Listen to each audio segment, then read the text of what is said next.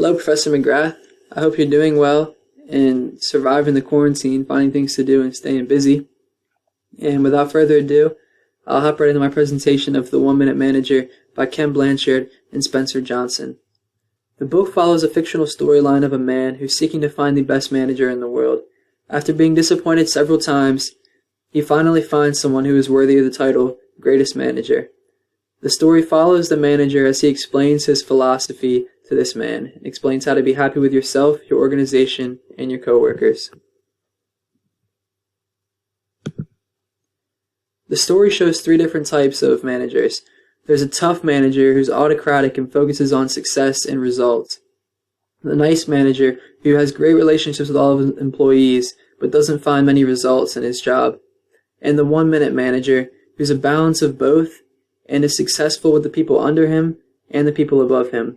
The tough manager, for example, might be hated by his employees but loved by the people above him for the results he puts out. The nice manager is someone who'll be loved by their employees but not liked by the people above them as they don't put out as good as results. But the 1 minute manager finds a way to balance both of these. After all, there's a balance between results and people, because without people there aren't results, and without results there aren't people. How to become a 1 minute manager.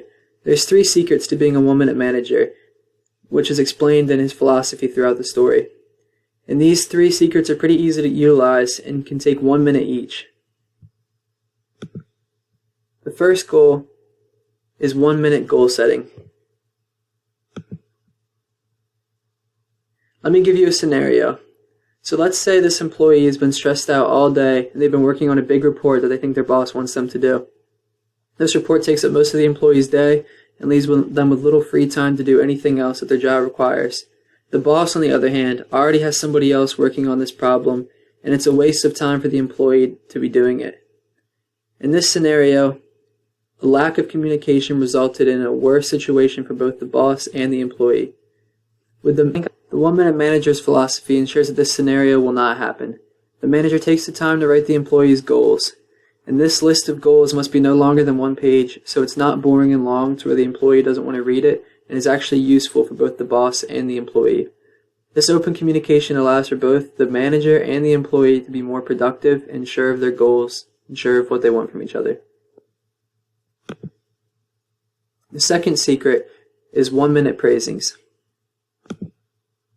The goal is to catch your employee doing something right, and typically in a work environment, when someone's standing over your shoulder, you think that they're trying to catch you doing something wrong, which can inhibit workflow and prevent an employee from doing anything risky that could potentially be more productive than what they're currently doing.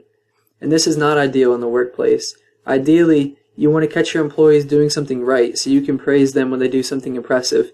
And this allows them to be risk takers and do more things that they wouldn't typically do with a manager who's just over their shoulders looking for the wrong thing the entire time. And to do a 1 minute praising, first you must begin by praising the employee, which seems pretty obvious, but it's a very important step, and you must know exactly what they did right. So if you're specific, the employee can replicate it in the future. And you must be direct with them so they know that you're talking directly to them and this is an important scenario. Tell them how you feel so they can share in how you feel about this, and tell them how good it made you feel so they hope to do this again. Next, you want to encourage them to continue their actions and keep becoming better at what they're doing. And the final step is physical contact. Now, the 1 minute manager suggests maybe a hand on the shoulder or a handshake, and this will let you know that you are on their team and fighting for what they want. The next secret is a 1 minute reprimand.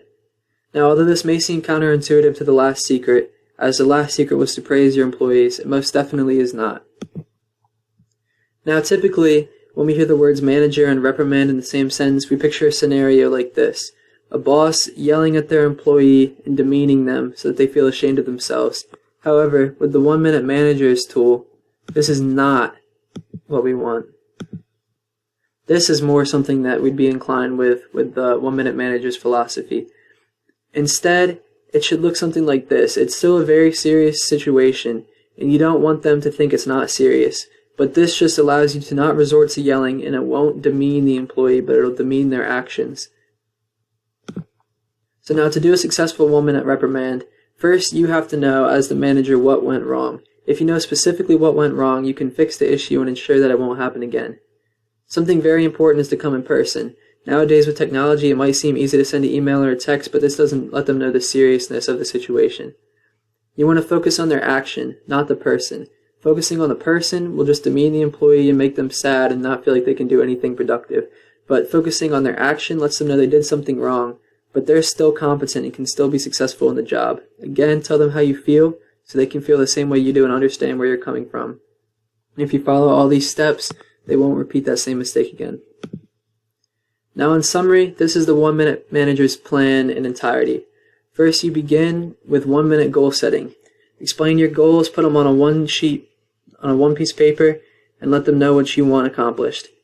Now, if they don't accomplish these goals, you must determine whether it's because the goals were unclear or an attitude problem. If the goals were unclear, you just go back, rerun their goals, let them know what you want from them, and take a minute to make sure they understand what you want. If it's an attitude problem, you resort to the 1-minute reprimand. Now, in a good scenario, the goals will be achieved, and you can move towards a 1-minute praising and set new goals for them, and the employees will continue to become better and better. And yeah, so I really enjoyed the book. I learned a lot from it, and I'd recommend it to anybody who's looking into managerial positions or just in everyday life. It's a pretty useful book, and you don't have to be a manager to find this useful. And here's my works cited. Thank you for watching, Professor. And yeah, have a nice day.